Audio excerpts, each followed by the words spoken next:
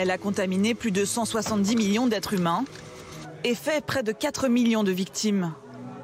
Mais les chercheurs ne savent toujours pas d'où est partie exactement la pandémie du coronavirus.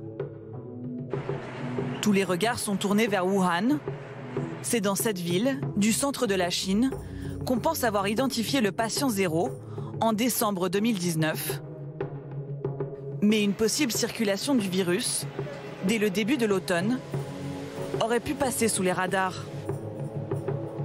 Le virus a-t-il une origine naturelle? Ou s'est-il propagé depuis l'Institut de virologie de Wuhan, le WIV? Une vingtaine de scientifiques a réclamé il y a 3 semaines plus de transparence de la part des autorités chinoises. Des recherches supplémentaires sont encore nécessaires pour déterminer l'origine de la pandémie. Les théories d'une fuite accidentelle d'un laboratoire et d'une contagion zoonotique restent toutes deux possibles. Pour retrouver l'origine du virus, il faudrait peut-être remonter dans le temps.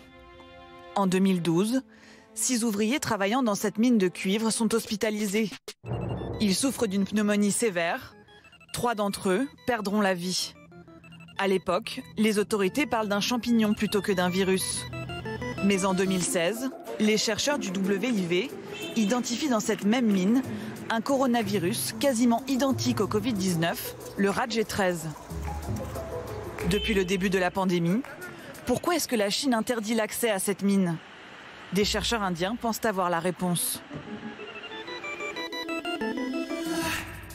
La pneumonie mortelle des mineurs du Moïjiang, présente également dans la mine, pourrait être un lien important avec les recherches sur l'origine du SARS-CoV-2.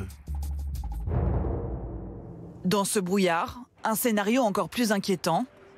Le Covid-19 est-il une création du WIV?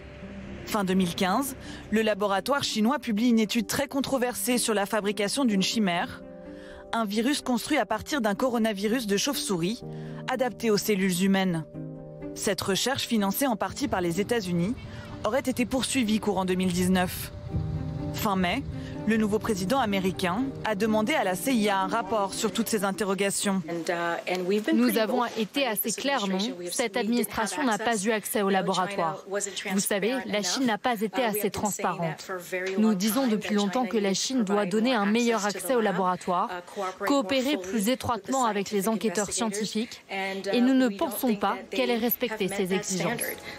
Mais une partie des réponses se trouve peut-être outre-Atlantique.